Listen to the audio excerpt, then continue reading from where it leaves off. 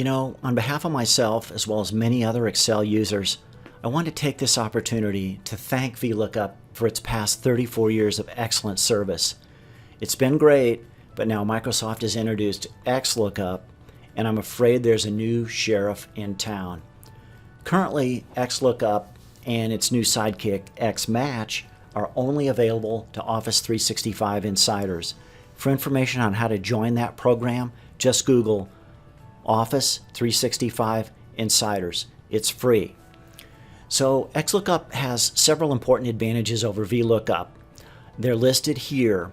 XLookup can look to the left, whereas VLookup only searches the leftmost column and returns a result to the right. XLookup also supports column insertions and deletions, whereas VLookup's third argument is essentially a number, a column offset. VLookup also looks across the entire target range. XLookup only references the target column and the column to be returned, therefore it's more efficient. XLookup can also find the last occurrence of an item without the need to resort data. And XLookup can easily search for an exact match, the next larger or smaller item, or make use of wildcards. XLookup has three required arguments. That is, the lookup value, what you're looking for, the lookup array, where to find it, and the array to be returned, and that is what to return to the cell. Array, for purposes of this, really just means range. XLookup also has two optional arguments. They're the match mode, that's the type of match you want.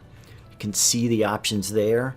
It also has a fifth argument optional for search mode, and that is the type and direction of the search. So you don't necessarily have to sort to do the search. The binary search isn't covered here, but it's really just a different type of search. And now on to the formulas. So here are 5 different examples of how you might use the XLookup. The first one here is just a simple lookup, which would be a replacement for a VLookup using the minimum 3 required arguments.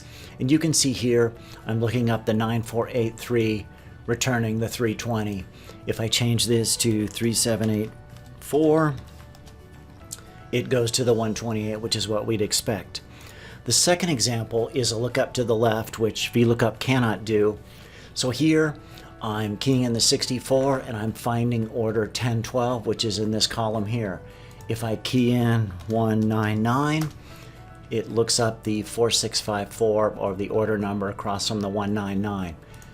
Third example I have is a example of the third argument where I have some school, like a grid here, table, and if I key in the 99, I get an A. You can see here I'm using the 1 for the third argument, which is the exact match or the next larger item. And so since I can't find the 99, I move up to the 100 and I return the A. If I get a 59, I fail. So that's an example of where you could swap it out for the VLookup true argument.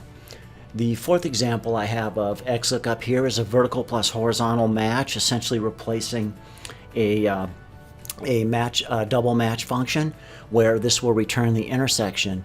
If I change to quarter 3, I get the 1420163, which is here. If I change this to contract labor, it still returns the intersection, which is here. The way that this works is it's one XLookup nested inside another. So firstly, I find the category in B9 to B12.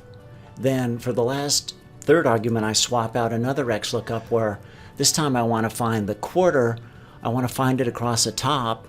And then lastly, all you've got to do here is key in the range where you want to return it, hit enter, boom, it's done. The fifth example I have is where XLookup will actually sum between ranges if you take 2 of them and encase them within a sum formula. So here's where I've done it. This finds the begin here and the end here, and so this will return the difference, which in this case really is the 18919. Interestingly enough, if I change this to the 7th, it still returns the difference, which is 19428, which is right here. So it kind of ignores the order there, but then it truly is a sum between the two. So those are the 5 examples. Looks like a great formula. You know, VLookup, it's been great, but I think you've got to go now. This should probably be replacing it in all your spreadsheets. Thanks for watching. Hope you've enjoyed it.